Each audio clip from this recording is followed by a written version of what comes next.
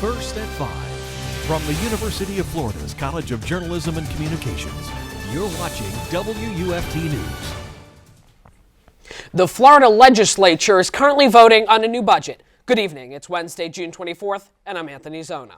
And I'm Zona Nadelman. Thanks for joining us. After an especially contentious legislative session, the state legislature plans to approve the nearly $80 billion spending plan. If it is not in place by July 1st, the state could face a partial shutdown. After it is approved, the budget will be sent to Governor Scott, who can veto individual spending items or the whole budget, but it is not expected to do so. Today is the last day the American Red Cross is paying for a hotel for some apartment fire victims in Gainesville. The fire at Sunset Apartments displaced 32 residents Thursday night. The apartment complex is going to pay for an additional 2 days at the hotel. There's no estimate of when the residents can return to their apartments. Officials say repairs can't begin until the building has been fully inspected. 2 Florida kids are being hailed as heroes after rescuing neighbors from a burning mobile home in Orange County.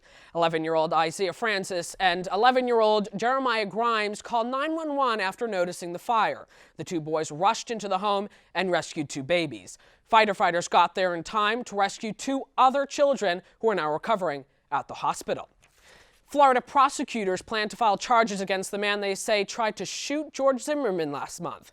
Matthew Apperson is facing a charge of second-degree attempted murder. According to investigators, a bullet almost hit Zimmerman as it went through the passenger window of his car. Investigators say Apperson had a fixation with Zimmerman, who was acquitted in the shooting death of Trayvon Martin in 2013. This week marks National Sea Turtle Week, dedicated to the protected marine reptiles commonly found in the Gulf. In Panama City, marine biologists are preparing to release almost 200 turtles back into the wild. On Wednesday, the turtles will leave the Panama City lab and will be released in Fort Pierce. After nearly 40 years, a Florida water park is closing. Universal's Wet and Wild Water Park will close permanently at the end of next year. But park goers won't stay dry for long. According to Universal Orlando, a new water park will be built on its property. Volcano Bay is slated to open in 2017. Well, that's unfortunate. Yeah, I could use a water park right now. Yeah, no wonder a water park named Wet and Wild failed. That's surprising.